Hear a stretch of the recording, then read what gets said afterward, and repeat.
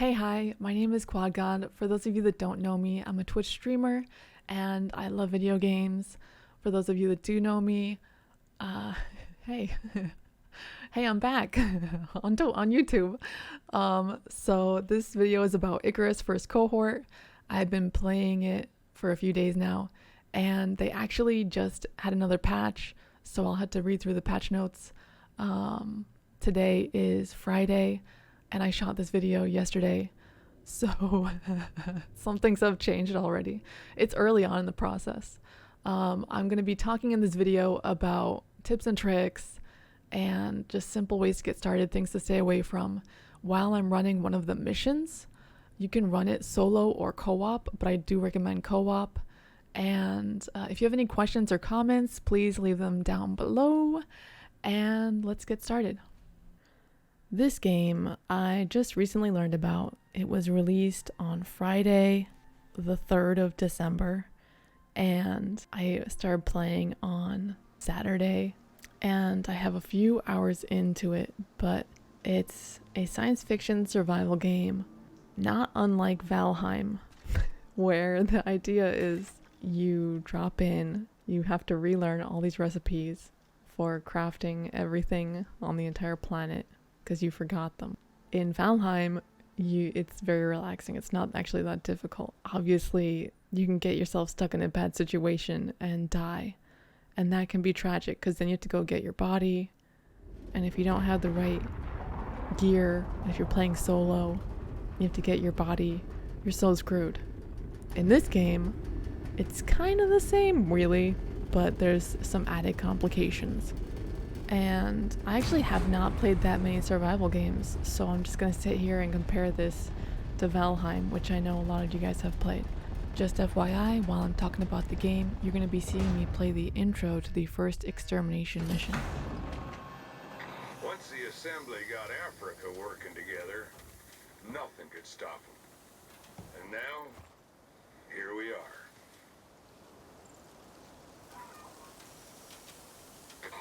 The assembly weren't always a big presence on Icarus.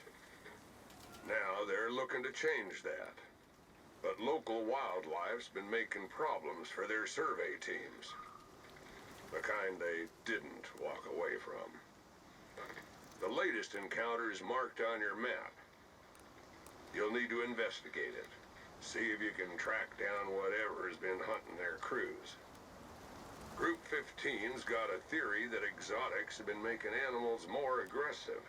I don't know about that, but either way, I'd say it's time to tool up.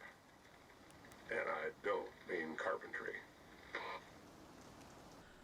So different missions have different objectives, and the objective of this mission is to find the predator that's been bothering this company we're working for, and I believe take them out. Now, I haven't completed this mission yet, but you're going to see me making some progress early on in this mission, and if you leave the mission for too long, then you lose all of your progress and you have to start over.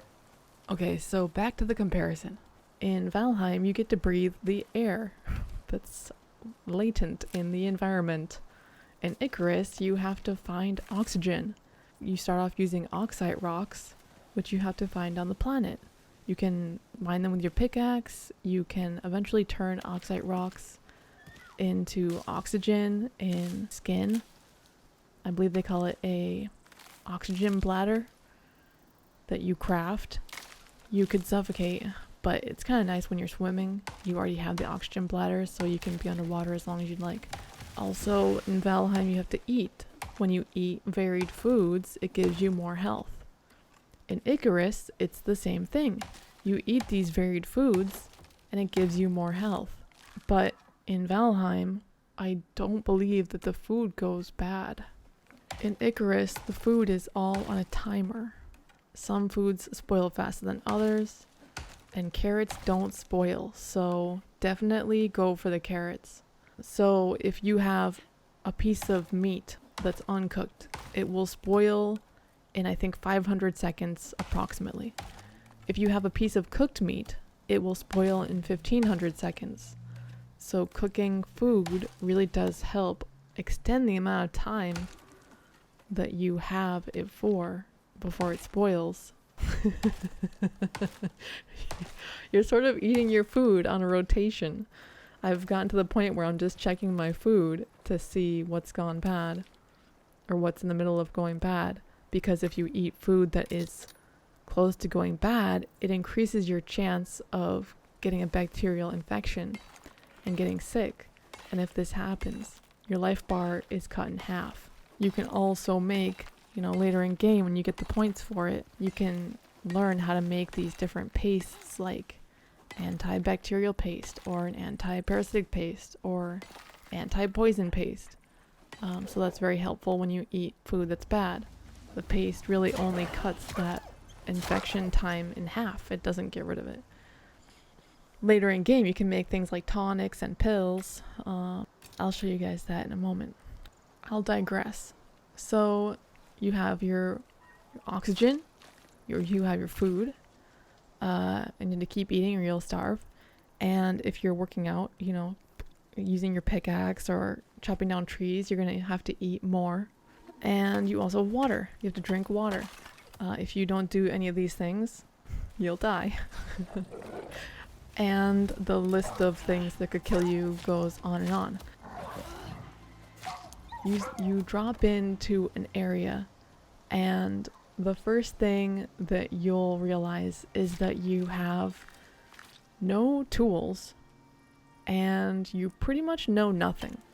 The only thing you can really do is gather fiber, gather bushes and stones, and with that you can make a pickaxe. You can actually mine stone to get more stone just from large rocks instead of picking up off the ground. You can also mine the oxide rocks to give yourself more oxide instead of just having to hunt around and find it laying on the ground as well.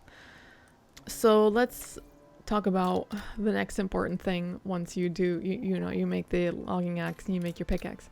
The next thing you're going to want to do is you're going to want to build a house, because one of the tragic things about Icarus is the weather, and the weather is freaking awful. It's just constantly bad. And the further you get into a drop, the more hours and days you are into a drop, the worse the weather seems to get. I haven't gone more than a day in a drop, and I'm not sure what happens when you go longer than a day in a drop. So you want to build a house, and your tier 1 tech items, you can learn how to build a thatch house, which uses fiber and sticks, which you can just pick up off the ground right away, but the house falls apart at the first storm. The other house you can build is the wood house. I would recommend building the wood house. So the wood house can take 50% additional damage, and the thatch house really can't take a beating at all. That's the difference between the wood house and the thatch house. It really sort of stinks, so let me warn you guys about these two things. One, the thatch house isn't good. Skip it. Go to the wood house. It gives you a bunch of points to craft the wood house, chop down the trees for the wood house. Your XP will go up exponentially with the wood house, and it can withstand damage. The thatch house is just, you're throwing your points into a black hole that you could be spending on anything else, and you can't respec at this point in the game. Today is the 10th of December, and I'm not sure when I'm going to be posting this video, but maybe the 11th or 12th. They're going to be adding respecs in the near future, but they at this point don't have any respecs for points. So the other thing you're going to want to avoid completely is the spear. I went whole hog into the spear, and I feel so much regret. I spent 9 points in my talent tree in the spear.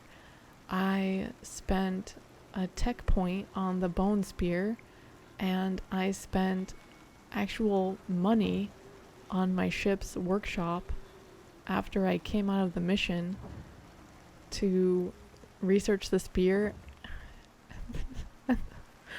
And I can't do any respecs, so I have all these points and money in spear that I just don't use anymore, because I use the knife, and the knife is the better weapon. Maybe later on in missions, because I've only done 4 missions so far, Maybe later on in missions the spear comes in handy. I don't really see that happening because by the time the spear might be handy, you're going to be using guns.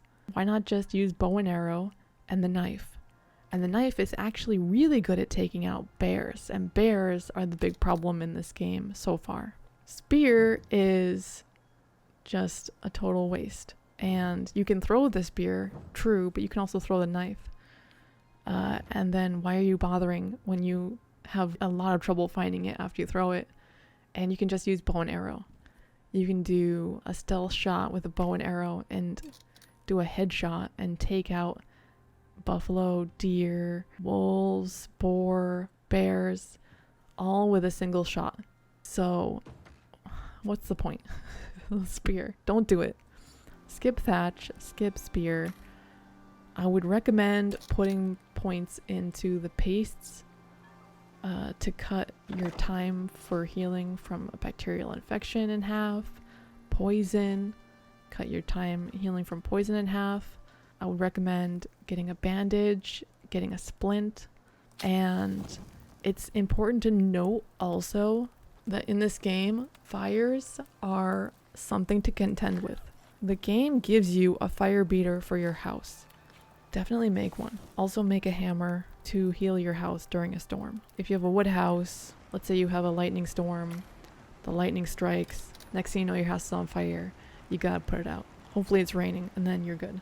Fire beater, hammer, even a windstorm could take your house apart. So fire is dangerous, and let's just say if you're carrying around a torch and you're standing in the forest and you just happen to stop for a moment and look and see what food you have and eat some food, that's probably all the time it's going to take for you to start a forest fire unintentionally. And it's happened so many times. I've even done it myself at least twice in the last few days. And if you tear up all of the bushes that are around your house will be relatively safe from a forest fire. Or if the bushes around you are on fire, you can tear them out of the ground and sort of stop a fire. But you could set an entire forest on fire. You can set yourself on fire. If you're on fire, you should probably run to the water. I don't think that there's a thing called stop, drop, and roll in this game. You can kill wildlife if they're on fire. They take the damage over time. I suppose my overview of the game is that there's many things that could kill you. And I think that's one of the things that I really like about it. I'll tell you guys a story about when I first dropped into the map. I actually chose a frozen wasteland as my first drop. So like Valheim, when you drop in, you know nothing, which is ironic because you're supposed to be a scientist.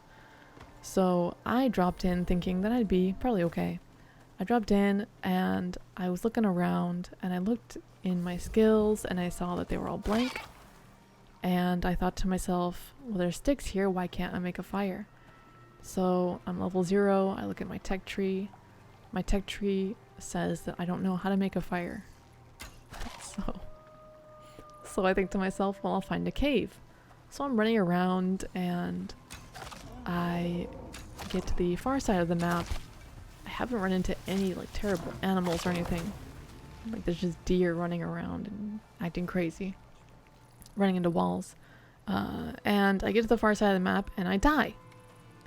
And I had collected some stones and some logs, and I'm not even sure what killed me. I think it was the temperature that killed me, but I'm not sure if I suffocated because I didn't know that I didn't even know that I could suffocate when I first spawned in. So then I respawn and I am back at my ship and I respawn and I run from my ship to where my body was. I collect what was on my body and then I see that there's something called a deficit or something. So basically all the XP that I had earned when I had spawned in from level 0 to level 1 was all gone. So all my stuff, I was able to collect it, but all my XP was gone and I could see myself earning it back, doing different things to get my XP back. But if you guys die, your XP between the level that you're at and the level that you're trying to get to is gone. All you see from what was there for your XP is now just a red bar. So I found a cave, went inside the cave, got some kind of a negative modifier on my health, instantly thought, this can't be good, and I left the cave, plus it was super dark, and I left the cave, and I was like, okay, I gotta get out of here, there's nothing I can think to do to save my character in this area, I'm just gonna die again. So I just run back to my dropship and extract. Let me just add, I don't recommend doing the frozen areas until you've unlocked quite a bit. You have to learn how to make the fur armor, maybe even the polar bear armor. You have to be able to build a house. I would suggest building the wood house. And also you have to know how to make a fire and have it at your house without catching your house on fire. And the list goes on. And the polar bears, I haven't played against them yet, but I've seen them, and they are jacked. They are huge, and they shred. They can take out a seasoned player in 2 hits. And if there's 2 polar bears, which I've seen it, they spawn in when you do these certain quests, and then it's 1 hit each, and you're dead. You're dead. I do have some tips and tricks. Trick number 1. Don't touch the spear. Just kidding. When you have a bear that's chasing you and there's some water nearby, run towards the water. The bear will chase you. Don't worry. It will be right behind you. Don't you worry about that. In fact, don't look back. Just run towards the water. Get your knife out. Make sure that your knife is like actually pretty repaired most of the time. Don't let your knife get down to 0 because you're going to regret it. You want to run towards the water, jump in the water, get your knife out, turn around, swim backwards, and stab that bear in the head. You're going to get crit after crit, and then after like 3 or 4 crits, the bear is going to die. So that's pretty much the best way to save yourself from bear attack in this game. I've tried it, and it really works. Especially if you're by yourself. This is the go-to tactic. If you have friends with you, shout at them to shoot the bear, but still do this if you can. If there's no water near you, then I'm not sure what you're going to be able to do to get yourself out of this situation.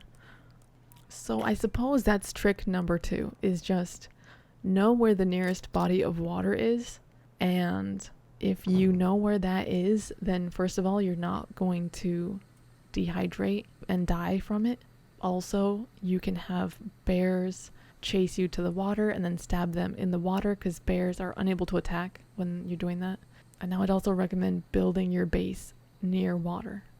I suppose my final tip/trick isn't really a trick, but it's a tip. If you have a friend that you like, then I recommend getting them to play with you, because playing this game solo is extremely challenging. If you have a friend with you, they can res you after you die. And if you're the meat shield, because the bear/whatever the hell is chasing after you, and your friend is able to get some headshots and take them out, then they can just run over to your body and res you, and you're fine. You get to keep all your stuff, you get to keep all your XP, you're good. If, on the other hand, you're playing solo, something spawns in, kills you, you have to go back to wherever your res point is. Maybe that's the dropship, maybe that's your bed at the camp. And then you have to run all the way out to your body, grab your stuff, and even then, you don't get your XP. A tip is play with a friend. I do recommend playing with a friend. So here we are. I said I would talk about this. This is the tech tree. There is a lot to the tech tree. As you can see, there's a canteen that you can unlock eventually, but that's in tier 3. You start off with your unlocks in tier 1. You're going to be unlocking the campfire, the bone knife, and various levels of items like the pastes. When you get to level 10, you get to unlock things in tier 2. When you get to level 20, you get to unlock things in tier 3. Level 30, unlock things in tier 4. So at this point, I've only opened up my ability to unlock things in tier 3. You could potentially save your points for later tiers, which I know some people are doing, but this is not going to save your life early in the game when you really don't have that much expertise or abilities or anything to work with when you start out. So definitely with the tech tree, take your time deciding what you want. There are also no respects for the tech tree at this time. Now there is a lot to this game, and I'm just briefly touching on it for you guys that have an interest in this game. But there is so much more to this game than what I'm saying right now. There's different tiers where you have to put your tech points for crafting. If you complete a mission that gives you money, then you can go back to your ship after the mission, craft things in your workshop like a 3D printed pickaxe or even a 3D printed water bottle. And then when you spawn back into the next mission or drop, you don't start from 0, you start from something. So there's so much more to this game, and I'm looking forward to continuing playing it. So Icarus First Cohort. Do I recommend this game to other players? Yes, Steam. I do. I definitely do. And I'm very much looking forward to playing these snowy areas with these meaty polar bears. Maybe I'll die. Maybe I won't. But most likely I will die.